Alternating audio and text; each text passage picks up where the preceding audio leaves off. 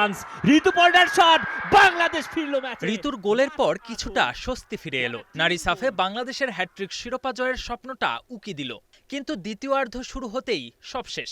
নরবরে ডিফেন্সে হজম করলো আরও 2 গোল, স্বপ্নভঙ্গ, শিরোপা হাতছাড়া। জওহরলাল নেহরু স্টেডিয়ামে এদিন শুরু থেকেই আক্রমণাত্মক বাংলাদেশ। বাঁ প্রান্ত থেকে ঋতুপর্ণার একের পর এক ক্রসে দিশেহারা ভারত। 12 মিনিটে ঋতুর ক্রস, পা ছোঁয়াতে পারেননি শামসুন নাহার। সহজ সুযোগ হারায় বাংলাদেশ। ঠিক 2 মিনিট বাদেই সুযোগ তহুরার সামনে। 1-2-1-এ শটটাই নিতে ব্যর্থ এই স্ট্রাইকার।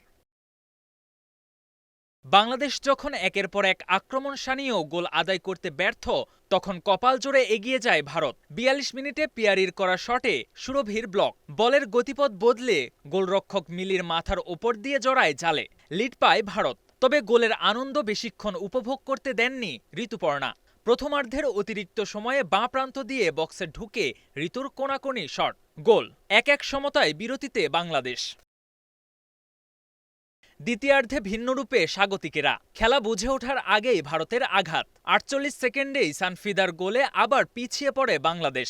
বাটলারের চোখে মুখে তখন চিন্তার ছাপ। আক্রমণে গতি বাড়ায় ভারত। বারবার বল নিয়ে ঢুকে পড়ে বাংলাদেশের রক্ষণভাগে। ম্যাচে ফেরা দূরে থাক, উল্টো 83 মিনিটে তৃতীয় গোলও হজম করে বাংলাদেশ। এলোমেলো রক্ষণের সুযোগটা কাজে লাগিয়ে স্কোরলাইন 3-1 করেন ভারতের কমসেরতো। শেষ পর্যন্ত হার সঙ্গী হয় বাংলাদেশের। ষষ্ঠ শিরোপার স্বাদ পায় Bharat. K M Sony, star play.